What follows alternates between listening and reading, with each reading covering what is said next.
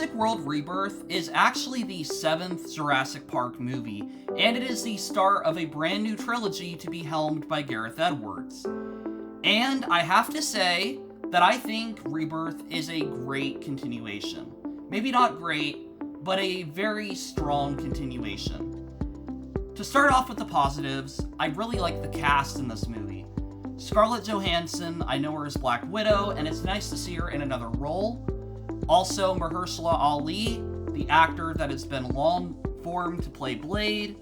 Whether or not that film will ever happen, nice to see him getting another job in the meantime. And the rest of the cast, Jonathan Bailey, etc., they do a great job. I think all the cast members are having a good time. I think they all kind of sell their performances, but specifically the leads are the standout in Scarlett Johansson and Mahershala Ali. Now, what I also like about this movie is its aesthetic. It is a darker film. It takes you to darker places. The opening scene is very reminiscent of kind of going back to the original film. There is a real sense of terror and fear. However, I don't think Rebirth is a perfect film. I do think it maybe needed to go a bit darker. For one, I think the opening's pretty comical.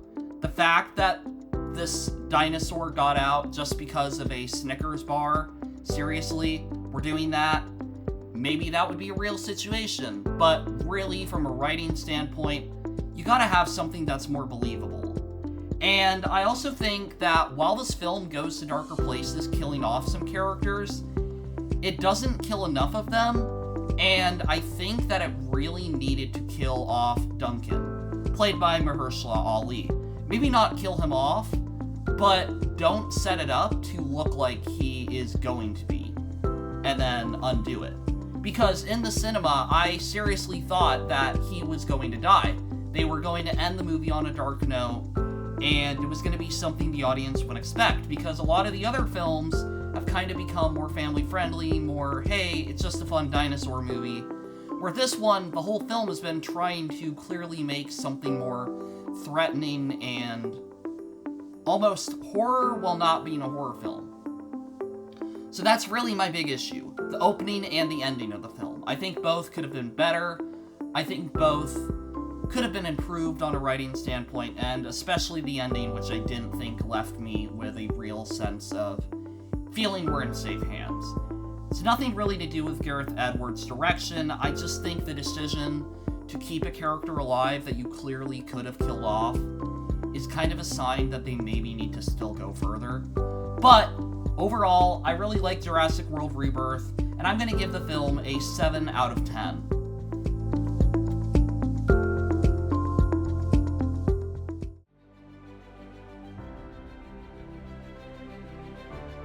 James Gunn's Superman was posed to be the film of the summer, the bold new start to the DCU directed by James Gunn. And in that department, I think Superman succeeds. James Gunn's Superman may not be perfect, but he is the Superman we need right now. David Cornsweet owns the role. He is not as visually bold and fit as Henry Cavill's Superman, but he has what Christopher Reeve's Superman had, the heart. This is a Superman that we are going to get to see many more times, and in this initial viewing, you love him. I love this Superman. He is a really great character. David Cornsweet, like I said, owns the performance. James Gunn directs this film beautifully. The visuals, the music, the story, it's not all perfect.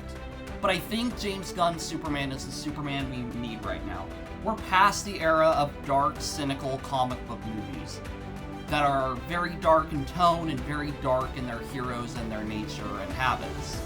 This is a Superman who does not care about the political spectrum. He does not care about any one side of a conflict. He just cares about doing the right thing. He doesn't care if people like him. He just wants to be a beacon of hope.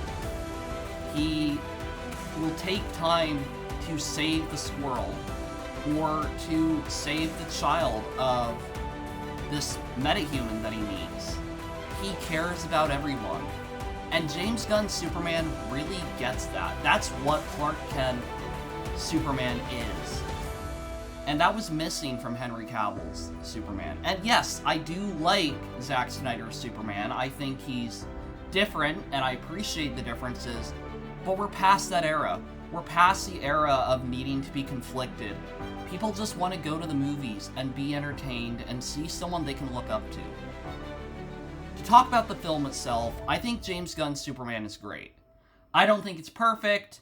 It definitely has a few too many characters, and I definitely think it was a bold decision to put Superman in prison for a portion of the runtime. But then again, it's trying to be different. It's trying to not give you a traditional Superman story. It's trying to give you something you really don't expect. There may still be the same players here, like Lois and Lex, but what happens in the story, where they're going in their relationships and directions, is different from what you would normally get from Christopher Reeve's Superman and Henry Cavill's and etc. This film is trying to bring you back to just a symbol of hope. That's what James Gunn's Superman is. It's a beautiful film. Sure, the visual effects, some have noted, aren't perfect, but I think overall, it is a gorgeous film to look at. The Fortress of Solitude, Crypto, there's so many shots in this film that are just gorgeous. That moment when the music just swells and he's in the final battle, oh, it just completely is beautiful. I think, too, Crypto being in here, I think he's a great companion. I love dogs. I don't mind Superman having an unruly pet. I think it's kind of funny. And it's something we haven't really seen before on the big screen. And I think, too, all the actors in this do a great job. Lois Lane is played wonderfully by Rachel Brosnan, who's definitely giving a different performance than Margot Kidder's Lois Lane or Amy Adams, but I don't mind the difference. I really like her Lois Lane. I like that she gets to do more than just sit around in her office waiting to be saved. Mr. Terrific is going to be a standout from this film, and he already is. He's a great character. He's so much fun. He's wonderfully played by his actor, Nicholas Hoult as Lex Luthor, and the Supergirl cameo at the end of the film, while I would argue maybe not the best way to introduce a character for the general audience, I think it's a great way to introduce what they want to do with the character. And truthfully, this film has so many positives. I really love James Gunn's Superman. I think it is probably the best comic book movie of this year. And for that, I'm going to give James Gunn's Superman a 9.5 out of 10.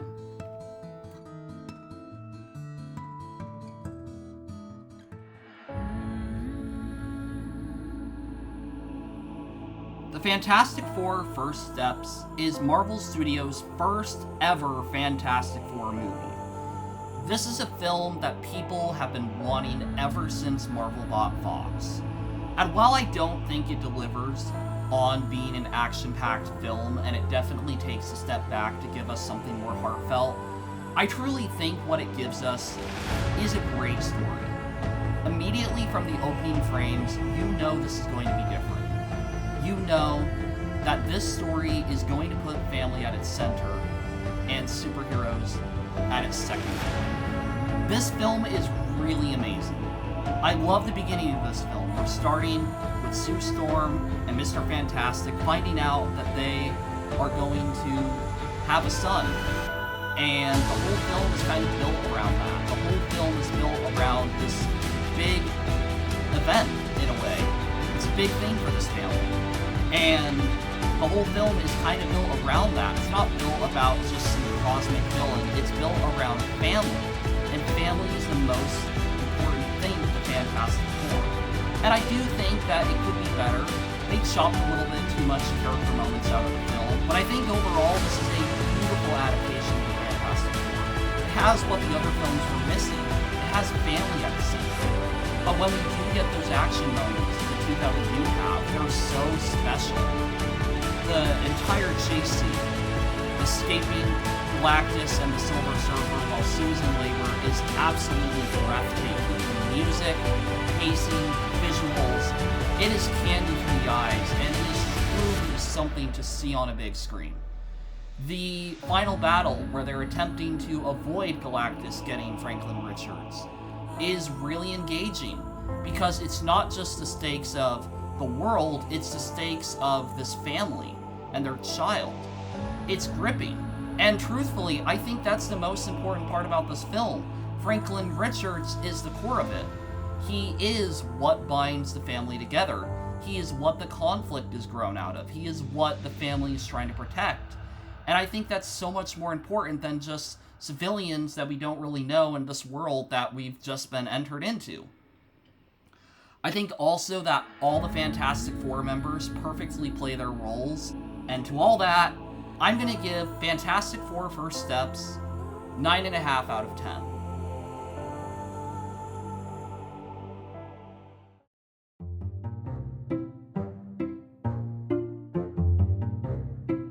So, Roofman was a movie that I didn't see in theaters. It's one that I've been meaning to catch up on, and man am I glad that I didn't go see it in theaters.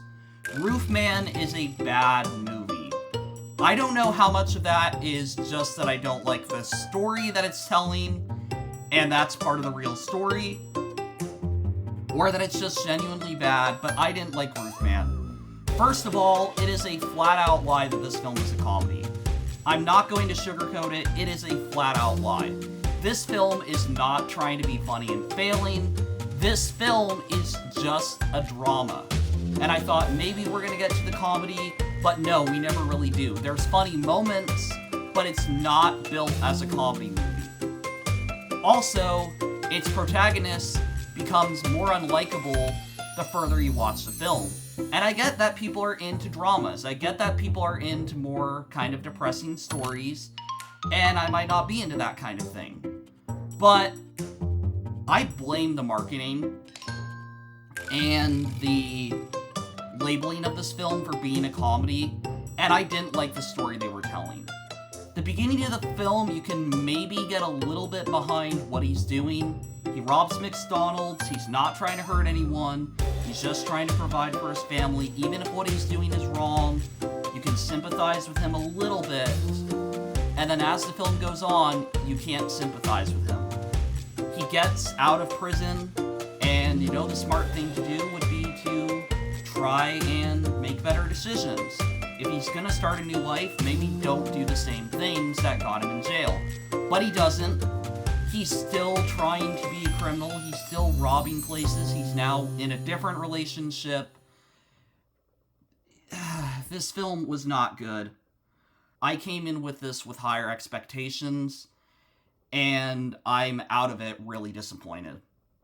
And I'm honestly going to give Roofman, I think, a 3 out of 10.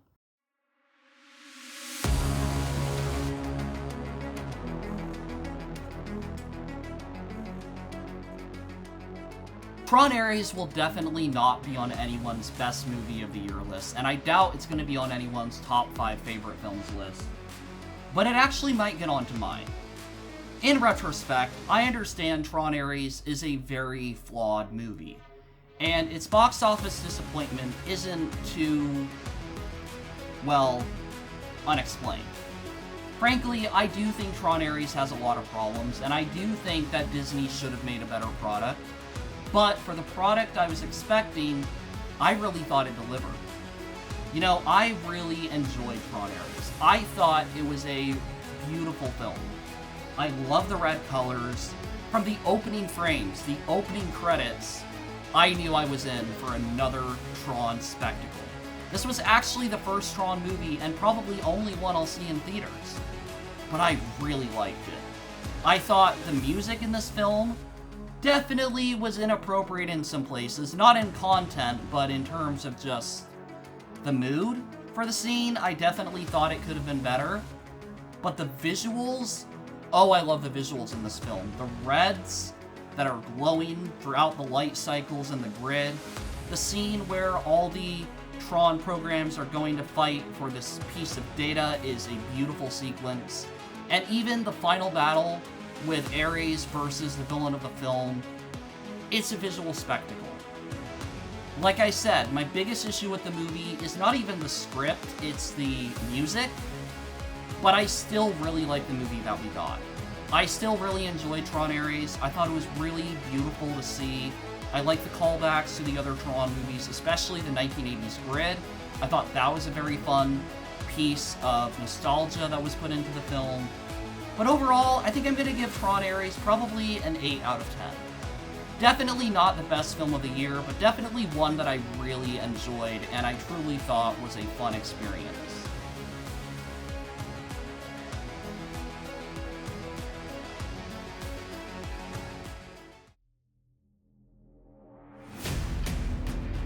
If I had $1 for every sci-fi movie that I love this year, I would have $3.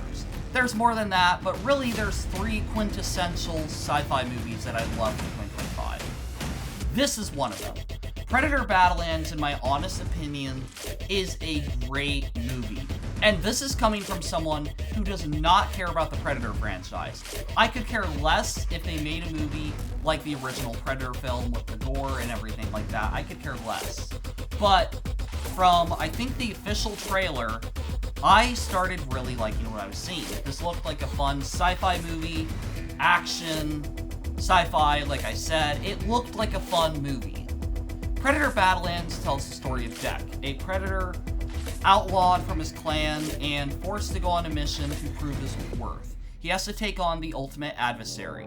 And on this quest, he meets this android. I forget what she's called specifically, but she basically, he basically meets this ally, and they team together for him to complete his mission. And of course, there's some mistakes along the way, things happen, but overall, we get a very fun action experience. And that's what I came to Predator Badlands for. I came for a fun, beautiful-looking sci-fi adventure. And from the first few minutes, we're off to the races, right? The first few minutes of this film has one of the coolest action scenes this year. The scene where Deck is facing off against his brother in the cave with the red glowing blades. Oh, it looks so cool. And I said to the friend I was with in the cinema, I am so ready for this. Not those exact words, but I was really pumped for it. And then the music, the track Brother, oh my goodness, I love the music in this film. Look, Predator Badlands may have not made its budget back. It may be a box office flop, but I think it is one of those box office flops that people are really going to disagree with flopping, because truly, I think this is a great film. I've heard a lot of people really like this film as part of the Predator franchise. I think its worst part is probably the third act. I think that becomes a little bit too generic. But even the final battle where he goes back to his clan and he has to face his father, I really like this movie. I think it is a visual spectacle, and I would happily own this and watch this again. Frankly, I think I'm going to give Predator Badlands a 9 out of 10.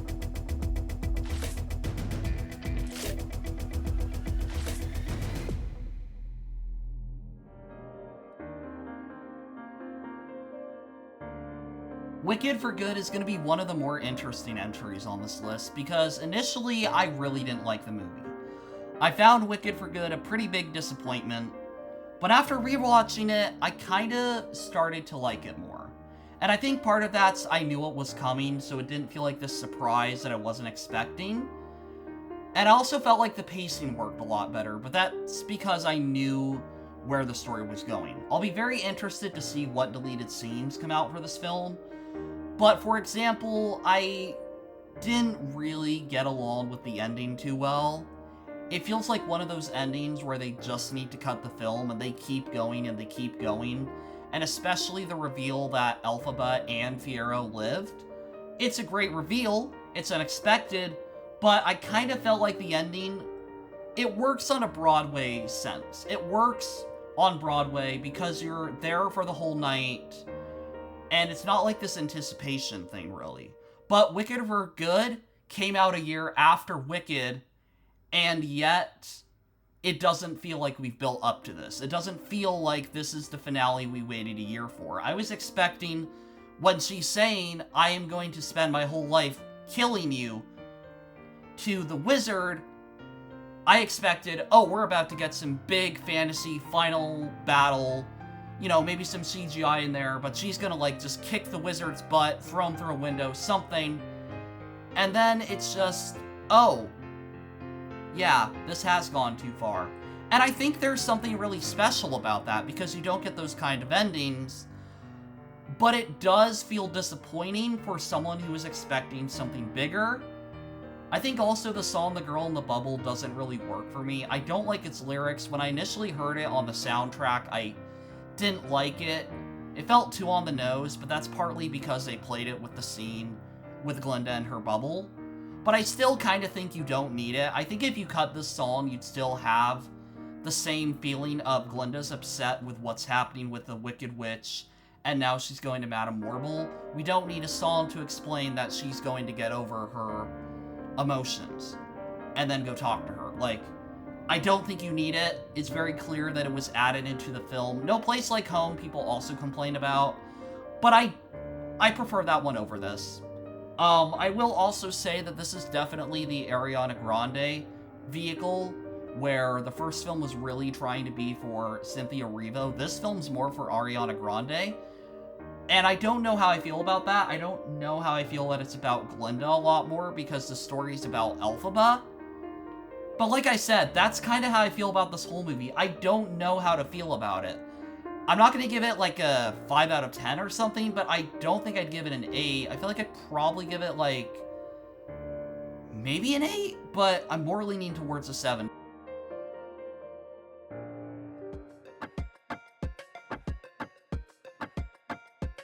Zootopia 2 is a very fun Disney animated feature, and it is the animated feature that brought Disney out of the slump of not very well received animated films.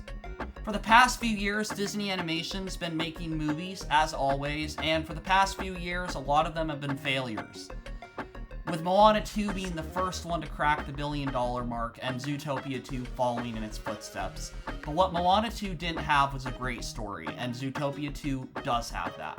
I don't want this to be a review about what other people have said about the film. I want this to be my review. And in my honest opinion, I loved Zootopia 2, and I think it is almost a perfect sequel to the first Zootopia. Zootopia was such a different film. Yes, there had been animated animal movies before, but it was really the first one that tried to take the concept of cute, fluffy animals and use it as a method of telling something more important.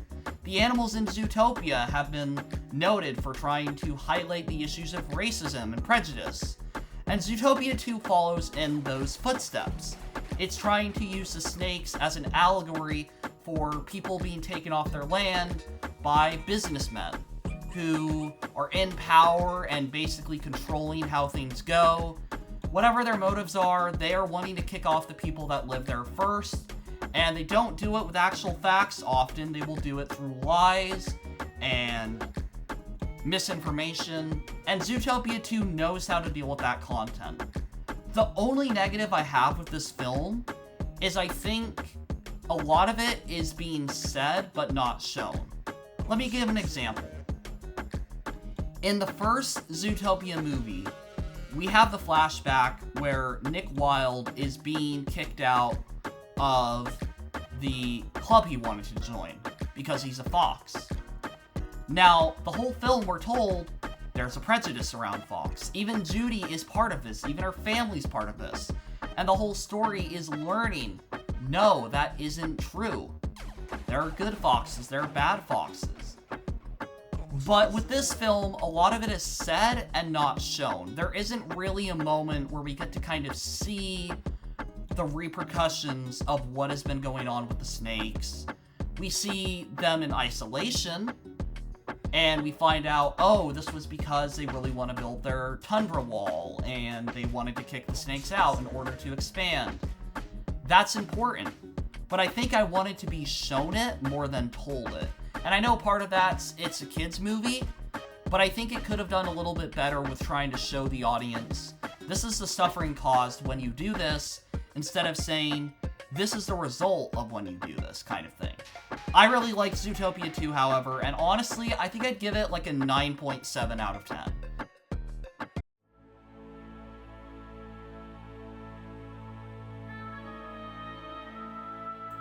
Avatar: Fire and Ash is the third film in James Cameron's Avatar saga, and once again, he has created a spectacle. I mentioned that I had 3 sci-fi movies that I'd really call my favorites of the year. Those are Tron Ares, Predator: Badlands, and Avatar: Fire and Ash. These are the pinnacle, in my opinion, of sci-fi on the big screen this year. I loved all 3 of these films, and I think all 3 of these films have amazing sequences, and like I said, I love all these films. But to talk about Avatar: Fire and Ash, I actually really like this movie. If we're just going on visuals alone, this film is a 10 out of 10. I know some people have complained about the frame rate, but I didn't really notice the frame rate at all. I was just kind of wrapped up in the world of Pandora, and sure, my vision isn't perfect, but I really was just focused on the story and the characters and the situations of peril. Where my problems come in is with its narrative. Avatar: Fire and Ash tells the story of the Solis moving on to a different place, or rather they are working to transport Spider to the Wind Clan. Along the way, the Ash people attack, led by Varane, and the plot's basically set in motion. The entire film is basically going to be about the Solis versus the Ash people versus the Earth people, and I really think that I like this, because it adds kind of a more complex dynamic. Instead of it just being Earth versus Pandora, it's Earth, a villainous clan on Pandora, versus Jake Sully's Na'vi and the Water Na'vi. It's a bit more complex, like I just said. It's a bit more complex than humans bad, Na'vi good. It definitely adds a different dynamic. And, like, the film is firing on pretty much all cylinders. Action, actors, music. Where it really falls apart is probably its story. I think everything with the Ash people works. Yes, I think their ending's kind of anticlimactic, but I think overall, it's a pretty good, villain for this film. And if they could come back, I don't think they will, but if they could, I think they could do more with them. But I think I really have an issue when it gets to just kind of being Way of Water all over again. There's a lot of really cool stuff that this film does, like having Katie and the children basically calling to Awa, and that scene where they're all walking through basically the vines and everything in this, like, astral plane sort of thing. That's really cool. That is a beautiful sequence. The Jake Sully versus Courage fight honestly left a lot to be desired. It was so much of them basically fighting and then falling, fighting, then falling, and then oops, Courage falls off the edge. Sully's like, hey, you could be a different person. And then he just kind of jumps off the edge. And I have numerous issues with this. I don't think Sully should have killed him, but I also don't think it was a good idea for him to basically say, like, hey, you could be a different person. Like, I get the sentiment, but it feels really awkward when the entire past 8 hours of film, 6 hours, whatever, Courage has basically been trying to assassinate his whole family. So that feels really irresponsible to give him the option to, team up with them and not be a villain or whatever. I don't get that. And I also just kind of, like I said, I thought the final duel really was not as great as the last film. This film does repeat parts of Way of Water, and I think that's fine if at the end of the day it can continue the story in new directions. And while I think the first and second act definitely are trying to be different, the third act just becomes Way of Water again, and a weaker version of it. I also really kind of don't like the fact that Jake Sully survived. I thought with the brother narrating the film, and I should say, Willock's character is great in this movie. I already talked about this a lot in my spoiler review, but my goodness, his character gets quite a bit of development. There's quite a bit of trauma there. But I thought they were going to have Loak take over the Sully family, you know, be the new man of the family, and Jake Sully was going to die. That's what I thought when it started the film. And then it's just like, no, they were just doing that because it's kind of his film, but it's also Jake's film. I don't know. It wasn't great. That's incorrect. It wasn't perfect. Overall, I'm going to give Avatar Fire and Ash a 8 out of 10.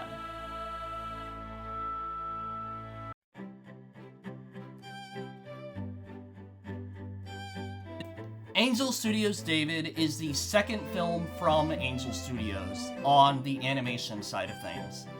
I believe this was another project they bought from a different company, or they worked on it with another company, and it's a sequel to the Young David Angel Studios TV show. And David is a really great film. I went and saw this on Christmas Day, and I really enjoyed David. I think David does a great job at biblical accuracy and telling a great and engaging story. This film has beautiful animation, once again from Angel Studios or whatever team worked on it. It's a beautiful film. This film also had great songs. A lot of them I could really get on board with. They were catchy, they were pop songs, or, you know, more upbeat, but they still didn't feel like they were kind of lessening the message. They're what you would expect from a Disney film, but they still had a message in them. They were really good songs. And I really like how they tried to create a dynamic of David and his mother, which, was his mother as involved when he was the king? I don't know for sure, but I think the idea of having his mother kind of be a backdrop for the younger audience, kind of relate to David and their relationship, was a good idea. Overall, I really liked David. I thought it was a great film from Angel Studios. I thought it was a beautifully animated film. The one gripe I have with the movie is I didn't really know where it was going to go. When you tell the story of David, you obviously know there's the shepherd boy and then the defeating of Goliath. And someone had told me, or I'd read online, that this film goes further. Like, the climax is not what you would think from the marketing. Yet, I had no idea where this film was going. So I had no idea how deep they were going into his story, or how not deep they were going into it. And I wish I kind of knew that a bit more. But overall, I really liked Angel Studios' David. I thought Phil Watkins, I don't remember his name too well, I thought he did a great job voice acting and the music and everything. Overall, I'm going to give David, I think, a perfect 10 out of 10.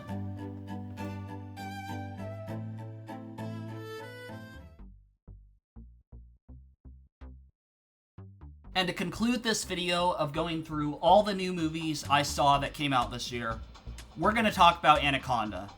And Anaconda is the funniest movie that I saw this year. I only saw 3 comedies, for the record, but out of all 3 of them, this is the one that had me consistently laughing. This film is so over the top. It is so meta, it is so stupid, it is so dumb, and yet it works. I am not kidding you when I say that I love this movie. I was laughing from the beginning to the end. There's scares, there's humor, and there's a lot of humor. This film's not really a horror movie at all. There's a few jump scares, but don't go into this expecting a horror film. Go into this expecting a Jack Black and Paul Rudd comedy, and you get one. This is an amazing comedy film. Maybe not the best comedy ever made, it's not that. There's probably way better films, but I love this movie. This is just a great spoof film. And what makes it even funnier is that it's made by Sony. The studio that made Anaconda is making an Anaconda spoof movie. And it's not called Scary Movie or something, it's called Anaconda. That's the whole joke, that they're remaking the movie, and they're calling it the same thing as the original. This film is so funny. Jack Black, Paul Rudd, Thandie Newton, and Steve Zahn, in all their respective roles, give a belly-laughing performance. Like, this film... Okay, maybe belly-laughing is not the right word. But I'll say this. I was laughing so hard. I was absolutely laughing so hard at this film. I don't exactly know what to pull out of this film to say why I liked it, except that I like Jack Black and Paul Rudd as actors, and I love the comedy in this movie. It gets very meta, it gets very stupid and dumb. At times, it can be the dumbest type of humor, like really we're making these jokes, but it's so funny. I absolutely love this film. I seriously recommend it if you just want a really stupid movie to begin the new year or end this year. Anaconda is your movie. It is absolutely hilarious, and I loved it. My only gripe is the amount of religious profanities. I really don't like it when actors in films successfully use Jesus' name in vain. I know that people have different beliefs, but I just really am not comfortable with that. I'm like, do we really need to do this? But apart from that, I'm going to give Anaconda, with that in mind, a 9.5 out of 10. An absolutely great film that had me laughing from beginning to end.